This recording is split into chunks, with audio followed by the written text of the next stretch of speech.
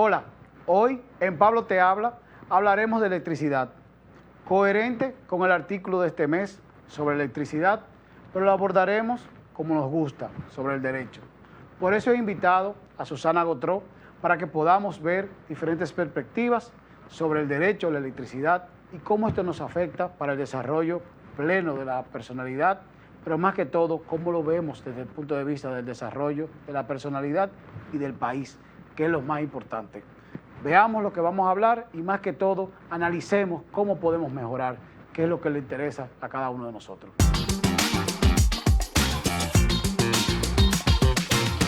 ¿Cómo es el funcionamiento en sí del sistema eléctrico?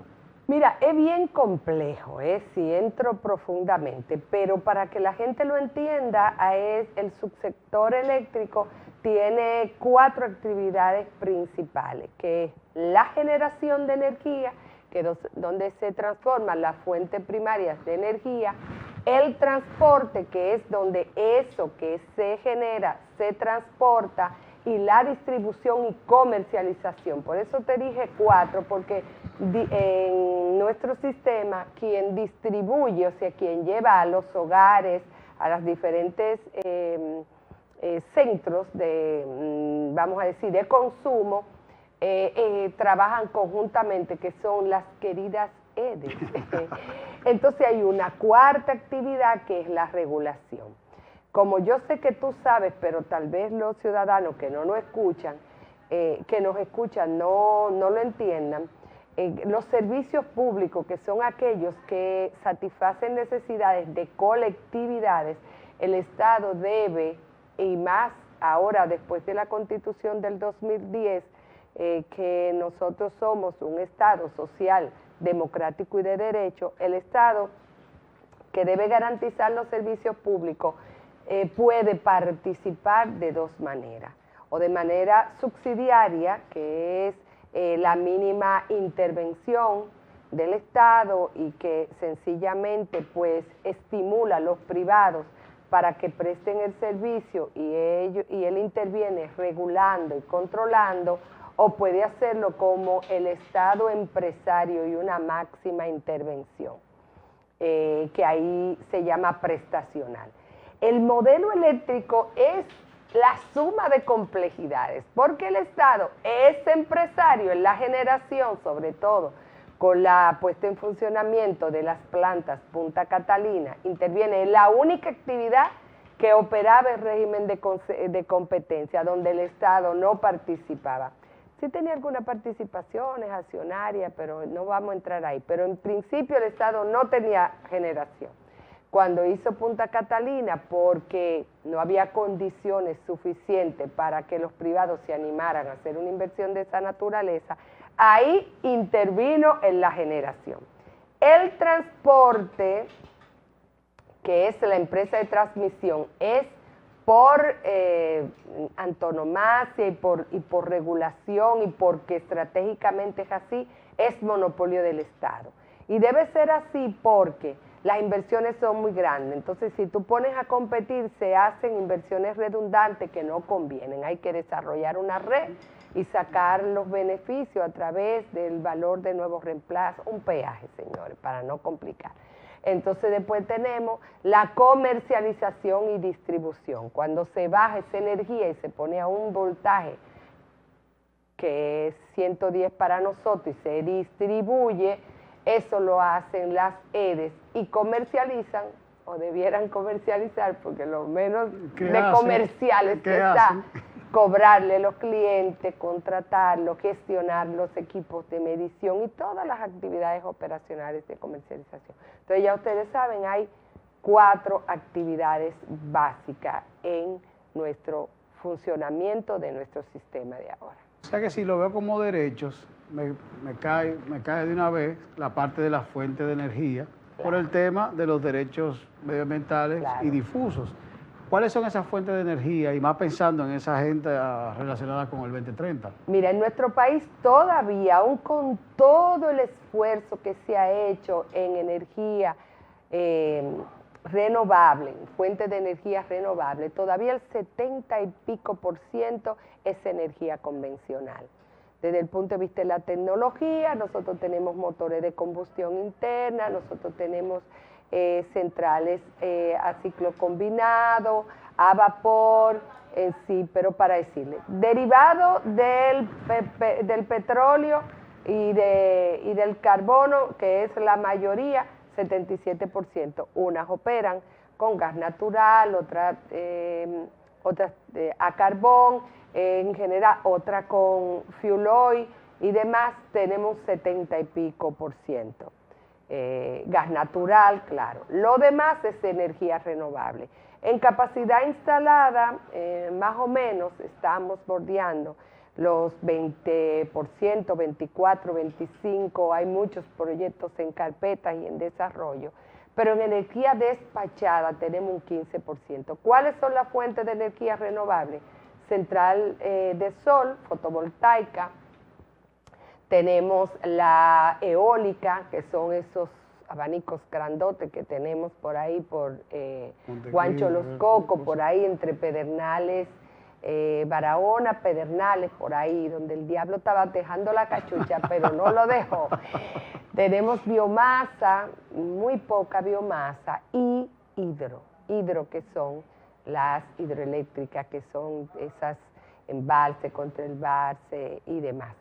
Dentro de la participación, las hidroeléctricas todavía siguen teniendo mayor participación que otras fuentes renovables, pero acuérdense que aquí las hidroeléctricas tienen un consumo primario que es para consumo de agua, después va la agricultura y después entonces estaríamos turbinando, generando energía. Estamos desarrollando mucho los proyectos fotovoltaicos, solar fotovoltaico, con algo bueno, y es que es inversión privada. Los precios de la energía al final tienen tres componentes, por eso es bueno que ustedes lo entiendan. Primero, la inversión de la central, como tú vas a cocinar esa fuente primaria de energía. Después, los precios del combustible con el que tú estás generando. Y por último, los costos asociados a la operación del sistema, que más adelante lo van a explicar. Por eso es importante el desarrollo de fuentes de energía renovable, porque el recurso es renovable, generalmente es gratis, que es de naturaleza natural, o sea, gratis en el sentido de que, claro, el sol está ahí, el aire está ahí, el agua está ahí, y yo no pongo un chele para que esté. Pero claro, tengo que desarrollar todo el proyecto, la instalación y la inversión del proyecto. Entonces, en la medida que yo hago fuentes de energía renovable, yo estoy en ese sentido teniendo una mayor seguridad y caminando a la soberanía. Después está la huella de carbono, porque los otros fuentes convencionales tienen y dejan pasivos grandes y producen gases de efecto invernadero. Y además nosotros aquí hasta ahora no tenemos petróleo comercialmente explotable, o sea que nos hace dependiente y nos somete a los vaivenes de la situación de los mercados internacionales. Entonces, en energía renovable, esas son las fuentes de energía. La que mayor gestionalidad le vemos, bueno, o para explicarlo más sencillo, el sol es la mejor, primero porque permite inversiones, así muchas inversiones, porque ya somos bastante competitivos, porque la tecnología asociada a esa actividad ha bajado mucho de precio, y porque ya conseguimos acumuladores. ¿Qué es acumuladores? Bueno, si el sol brilla a las 10 fuerte, para yo poder aprovechar esa energía, yo tengo que despacharla inmediatamente, por eso tienen una prioridad en el despacho. Pero ya el hombre ha desarrollado como baterías para yo poder tomar esa energía del sol, acumularla, guardarla y despacharla en los horarios que yo tenga mayor demanda. Entonces, es verdad que eso encarece todo, pero ha dado una solución, porque si no, o sea, sencillamente tú pierdes esa energía o tienes que mandarla rápido, Y el sistema eléctrico en su funcionamiento es bien complejo para mantener la estabilidad, la calidad del servicio, el nivel de voltaje, los ruidos, para no llamarlo como se llaman técnicamente, que hace que el fluido no sea continuo o no sea seguro. Entonces, eso permite los acumuladores estabilizar el sistema, hacer los servicios auxiliares y demás. Creo que lo tengo que dejar ahí para no irme metiendo muy adentro que le complique la mente a los demás. Del aspecto que se enfocó en el artículo era el tema de los derechos. Me encantó nuevamente. Entonces, los cortes tienen un significado desde el punto de vista de los derechos, no solamente por los sectores, educación, salud, como derechos, sino también por los grupos. ¿Qué lectura tú le das justamente a los cortes desde el punto de vista del impacto? Primero yo a la quiero limitación? saludar el artículo porque cuando buscas la huella del sector eléctrico, todo el mundo es hablando de lo técnico, demás, y nadie enfoca al sector eléctrico como lo que es un servicio público de primera necesidad. Y como servicio público el Estado y cualquier Estado que se precie en ser un Estado democrático, social y de derecho, tiene que garantizar el acceso al servicio y al servicio de calidad, la energía, y así lo dice su ley, el objetivo del servicio es que sea barato, continuo, suficiente y de calidad. Los cortes, que son los apagones, señores, es la mayor negación de un servicio de calidad.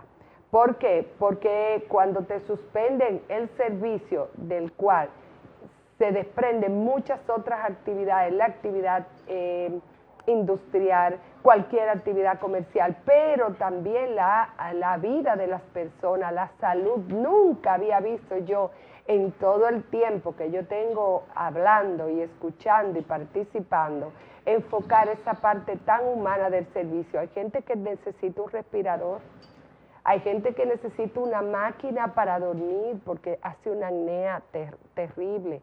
Hay niños que necesitan hacerse incubadora.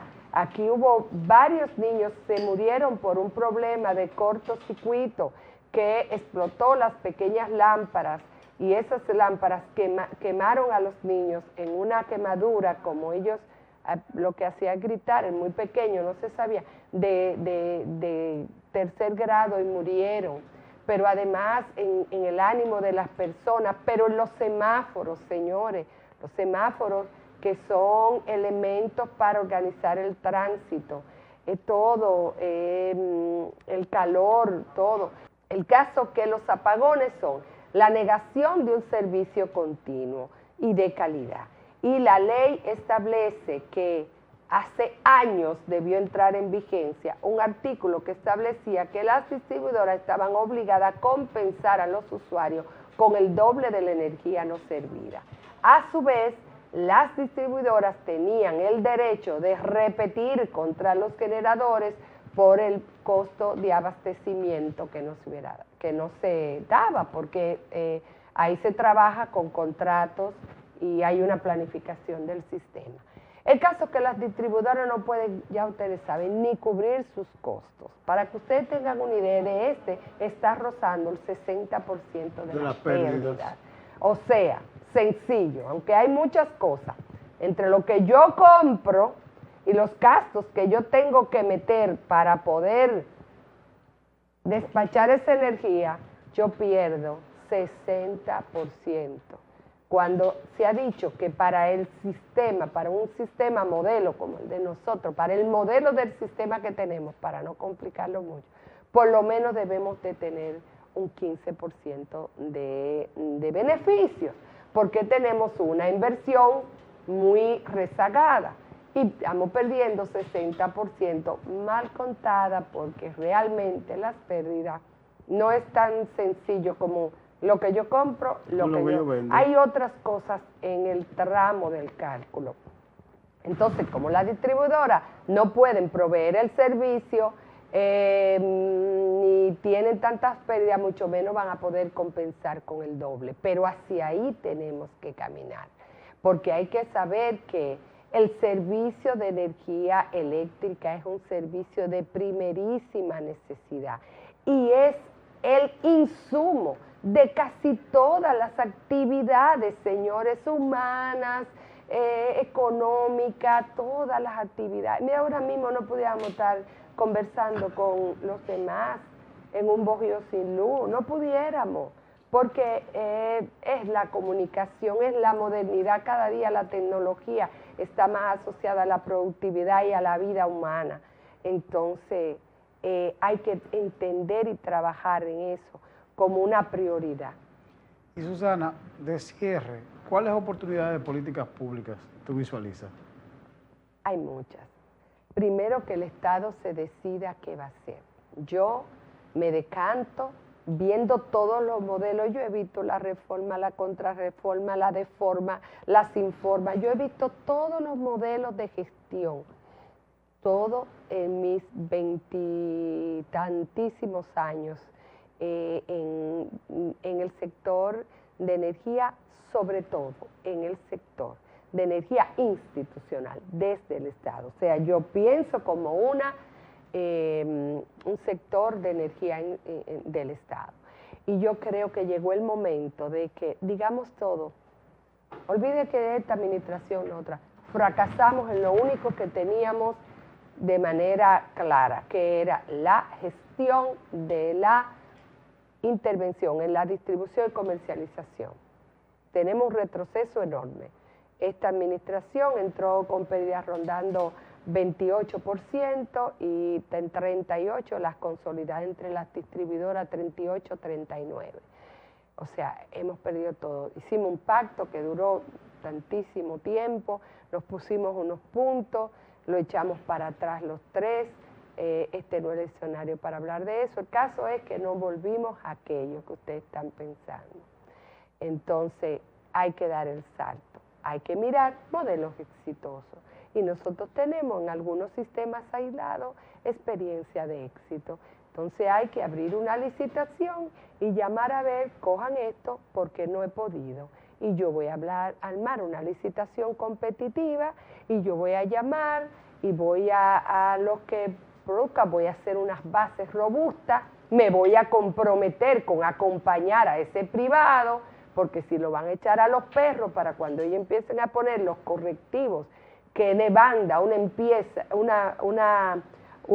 empresa con pérdidas crecientes y sostenidas, totalmente debilitada, con sus almacenes vacíos, con unos técnicos que ya hace tiempo, los mejores técnicos, que o se fueron o lo echaron, usted tiene que saber, ¿verdad?, que el Estado tiene que acompañar, porque se van a tener que tomar medidas un poco dramáticas.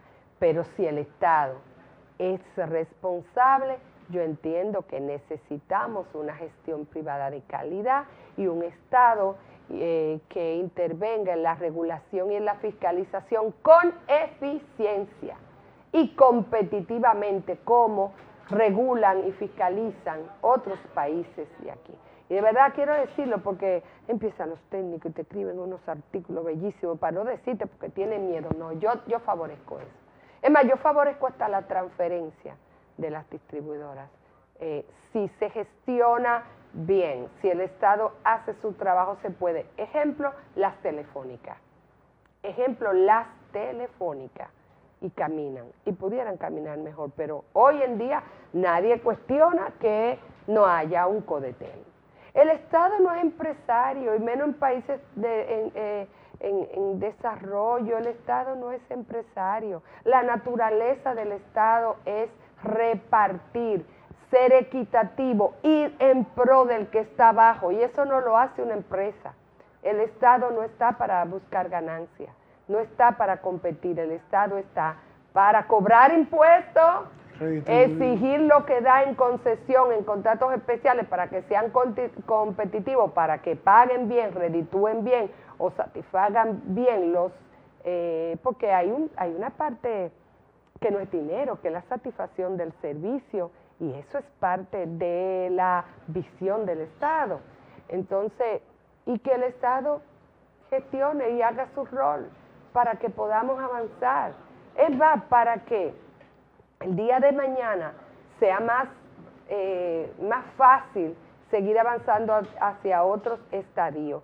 Y yo entiendo que esa es la primera política pública que hay que hacer, es ver cuál es el modelo de gobernanza y de gestión vamos a hacer, porque si no, todo lo demás. Y ya el pacto. En ese sentido, hay que actualizarlo realmente. Si nosotros tuviéramos un sistema energético saneado, tú sabes el dinero que nosotros votamos ahí, ¿qué no se hubiese hecho? Que se quema. Señores, la mayoría del subsidio contra la inflación en la pandemia fue para el sector eléctrico, brutal. Y mira que los países hasta multiplicaron por 20 y 30 sus gastos en salud y sus ayudas sociales, y como quiera el subsidio eléctrico por pérdidas y por mala gestión operativa superó todo, y eso no es posible. No podemos arrancar así cuando estemos sangrando tanto. Y acuérdese, señores, que aunque usted no pague luz, que se la roba y que está mal, usted está pagando esos subsidios, porque esos salen de los exiguos impuestos que el Estado paga, el impuesto directo del ITEVI y todo, porque es una bolsa. El Estado es una bolsa. Tú metes ahí, ahora tú tienes que sacar para la comida, o sea, tú tienes que sacar para cosas como el sector eléctrico obligado, porque eso tiene que seguir funcionando.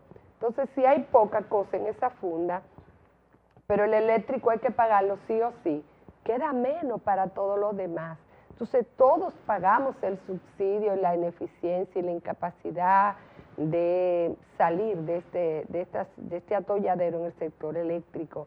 Y superar eso significaría desarrollo. Mira, nosotros aquí hay muy buena tecnología. Mejor estado de bienestar incluso. Oye, inclusive en el sector eléctrico hemos desarrollado buena tecnología. Imagínate si no tuviéramos esos hoyos. La generación de empleo del sector eléctrico es de primera. O sea, y el efecto encadenante del sector eléctrico. El primer problema del país es energía.